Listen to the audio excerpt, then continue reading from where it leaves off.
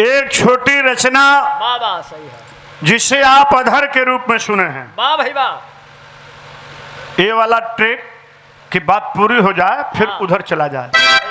तो इस गीत में अधर भी है, मतलब ओठ का मतलब है ना हो। अरे वाह। प फ ब भ म हाय हाय हाय। ई जहां न पड़ी वो अधर हो जाई। वाह। अब अधर के डबल काट का हो का रसना गहन। ये रसना माने जिहवा और गहन माने उसको पकड़ लेना। वाह भाई। कुछ साथी ऑब्जेक्शन के लिए कि अंग्रेजी में बोलो, थोड़ा डॉक्टर साहब समझ में ना आवत हो। विदेशवा में जाए कोला तो अंग्रेजी बताओ कोला, ओकर हिंदी बता देती। टंग होल्डिंग सॉन्ग, टंग को जीभ को होल्ड करके गाते हैं, तो उसमें अधर ऑटोमेटिक हो गया क्योंकि ओठ लगेगा ही नहीं। हाँ। और प फ ब भ म पड़ेगा ही नहीं। और काग चेष्टा है, काशी में कागा भ्रमण कर रहा है। अरे वाह। और इस परसोधा काशीपुर की मिट्टी, सहसपुरा की मिट्टी, ये जो परसोधा गांव सभा नहीं है नंदिनी जी, परसोधा 4-5 गांवों का एक मुहाना है। वाह वाह। और 52 गांव के डिहवार हैं परसोध वीर बाबा। सहसपुरा का सरहद वहां तक और काशीपुर का सरहद यहाँ से शुरू होता उधर, दोनों गांव का सरहद है। और इसको बाजार को पुरुषोत्तमपुर परसोधा कहा जाता है। कागज पर कहीं परसोधा विलेज नहीं है, गांव नहीं है, गांव सहसपुरा है, गांव काशीपुर है। और ये 52 गांव की एक बाजार, इधर से लेकर के फतेहपुर प्रतापपुर तमाम चीजें हैं। हम अपने विषय पे आ रहे हैं। तो यहाँ की जो मिट्टी है, ये मिट्टी 7 समुंदर पार वालों को आकर्षित क्यों करती है? क्यों? और तब दुष्प्रचार जानते हैं क्या होता है? क्या? तो विदेश इसलिए जाता है, बिरहा वाले प्रचार करते हैं इसलिए कि भाजपाई है। वाह भाई वाह। ये बिरहा वाले प्रचार करते हैं कि विदेश इसलिए जाता है कि भाजपाई है, मेरी औकात नहीं है। कहीं न कहीं ईमानदारी से काम करने की चेष्टा है, तभी बिरहा जगत से पहली बार पद्मश्री हीरालाल यादव जी को मिला, वरना नहीं मिलता आजादी के इतने साल बाद। लेकिन एक महामानव की दिव्य दृष्टि पड़ी और उन्होंने इसी मोबाइल से स्क्रीनशॉट गया और हीरालाल जी को पद्मश्री मिला। उस परंपरा को बचाने के एक ललक है। जवाब सवाल का मतलब नहीं है। आपने अधर को सुना है, ये अधर सहित रचना गहन है, जिसे टंग होल्डिंग सॉन्ग कहते हैं, हफ्ते जबान उर्दू में कहते हैं। कहना क्या है, कागा उड़ उड़ के काशी में चोंच मार रहा है, मिर्जापुरी कजरी का लय है और भाव क्या है लाल।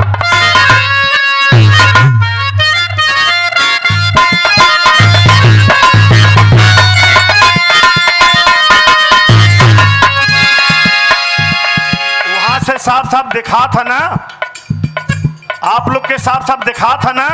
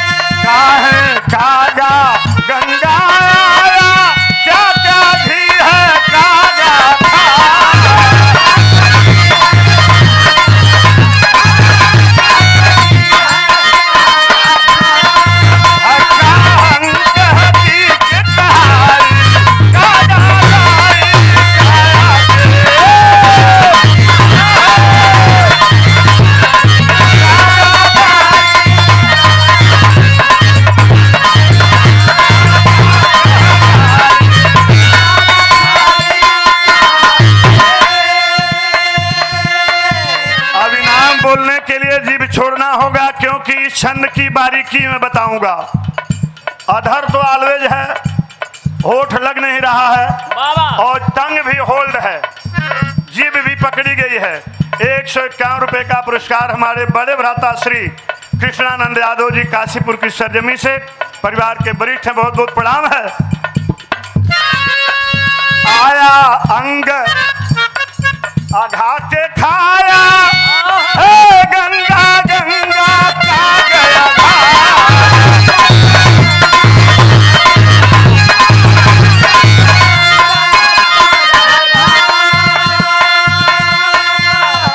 MBBS डॉक्टर श्री सुरेश कुमार सिंह प्रतापपुर बड़े भैया, हमारे जौने देश के खोटल किरनिया होले सुहाने बिहान हो, वही देश में घर मोर हुआ नाम पड़ल हिंदुस्तान हो। शमशेर भैया के सुपुत्र छोटे जो बड़ा अच्छा नाटक पे पात्र करते थे, और आदित्यनाथ योगी जी के डीवीडी विश्वविद्यालय के मेडिकल कॉलेज के अंडर सुपरिंटेंडेंट प्रोफेसर हैं और आजमगढ़ में भी प्रोफेसर हैं, श्री डॉक्टर सुरेश कुमार सिंह पटेल प्रतापपुर, 500 रुपए का पुरस्कार पुष्पहार के साथ।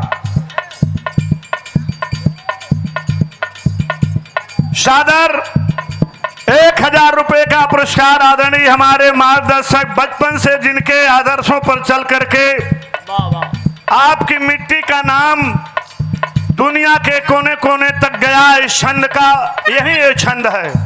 बिरहा में बहुत गलदोदई हो, बड़ा लोग जवाब सवाल कैलस, लेकिन मेरे गुरु ने कहा था कहीं से किसी को जमाने के लिए मत गाना। नंदिनी जी, आपने अधर गाया था, वो अधर के साथ में रसना गहन सुना दिया, तो कि अधर भी हो गया, समय भी बचेगा और रसना गहन भी हो गया।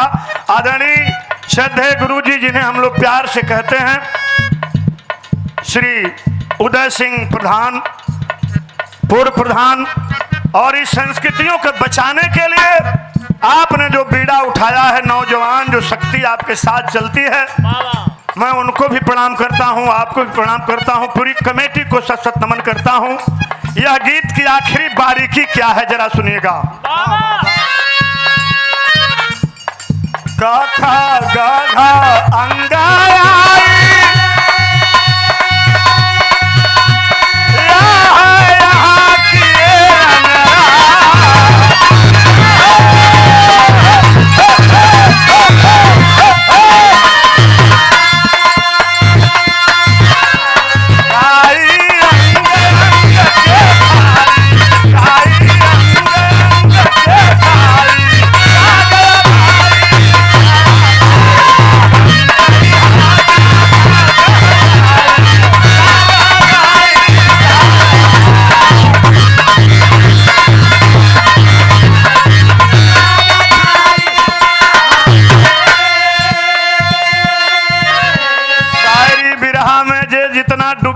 पाई बाबूजी। मैं जब मॉरिशस उतर रहा था तो एक पत्रकार ने मुझसे सवाल किया कि लीजिए आप भी आगे यही गाने, क्या फुलौरी बिना चटनी कैसे बनी? कैसे बनी, कैसे बनी फुलौरी बिना चटनी कैसे बनी? हम समझ गए कि ओ ये तो हमारी संस्कृति पे पहाड़ है। तो दूसरा पत्रकार बोला आप भी आगे यही गाने कामता प्रधान जी कि बगल वाली जान मारे ले, फटाफट खोल के दिखाओ। मैंने अपने कार्गो से करताल निकाला, जब जीप पकड़ करके इसे सुनाया तो पत्रकार ने इंग्लिश मीडियम पेपर में जीप पकड़े हुए पूरी फोटो छाप दी और कहा मैं अपनी गलती स्वीकार कर रहा हूं। मॉरिशस के राष्ट्रपति शिवसागर राम गुलाम इन छंदों को गाते थे। हमारे बड़े भैया देखा बड़ी खुशी में नाम भुला थे इनका, रतन लाल केसरवानी, 51 रुपए का पुरस्कार। और कोई दिल से नाम भुला गल, सबके हमार प्रणाम हो। ये छंद की महत्ता है, अधर कह लीजिए, रसना गहन कह लीजिए बाबूजी।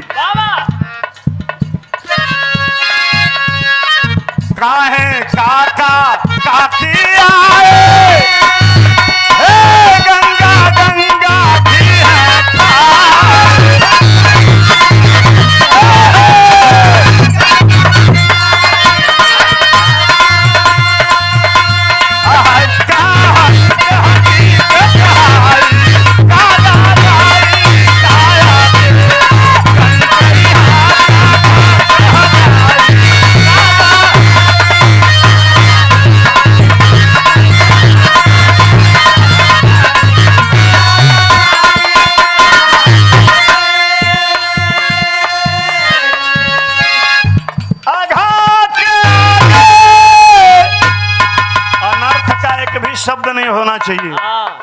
आघा के आगे कागा आया आके अंग अंग खाया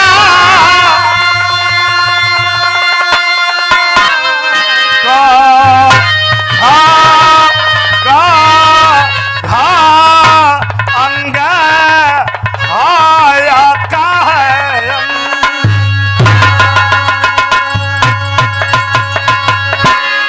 क ख ग घ अंग और ह और य वाह भाई इन 7 अक्षरों से हाँ अरे वो बड़ा खास आदमी हुआ 100 रुपया का इनाम बच्ची जनक जनक 100 गोती न एक पड़ोसी मुन्ना की ओर से छोटे भाई की ओर से रहल बहुत बहुत शुभाशीष सब बिरहा में कोनो अंत ना हो हाँ परता मिलाव वाला लोग साफ सुथरी चीजों से मिला लेते हैं अरे वाह इस गीत को आप जितने धुन में चाहेंगे उतने धुन में गा सकते हैं एक ही धुन नहीं बाकी जगह सारे धुन का समीकरण है चाहे तो चंका में गाले चाहे तो चैता में गाले जैसे एक लाइन बताओ थी हम हाँ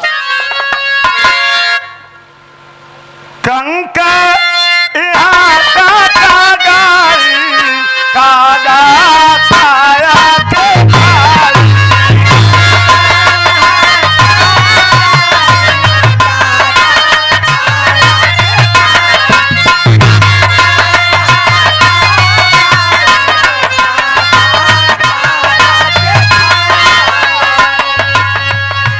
ये अलग धुन हो गल अब चंका में चलबे तो कैसे चलिए कंका के कागा खाई कंका के कागा खाई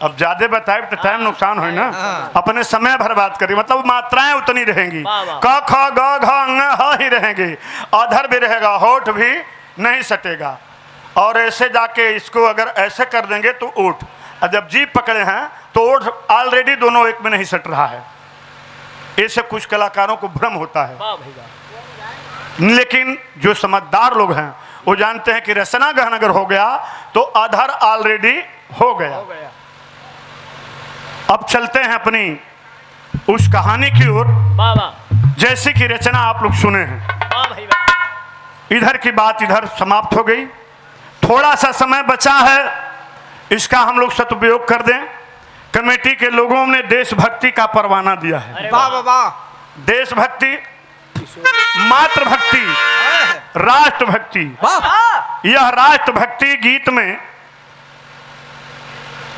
ऐतिहासिक तथ्य मिलेगा वाह और इतिहास के आईने में अगर दिल से सुनेंगे तो कलेजा मुंह को आ जाएगा ज्यादा बड़ी बात नहीं करनी है